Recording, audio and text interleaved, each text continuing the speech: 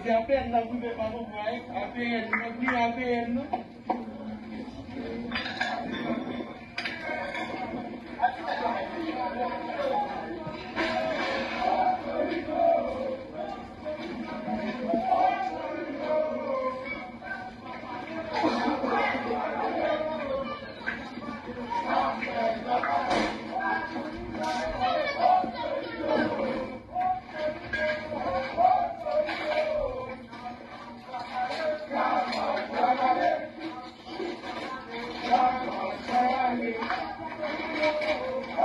Thank you.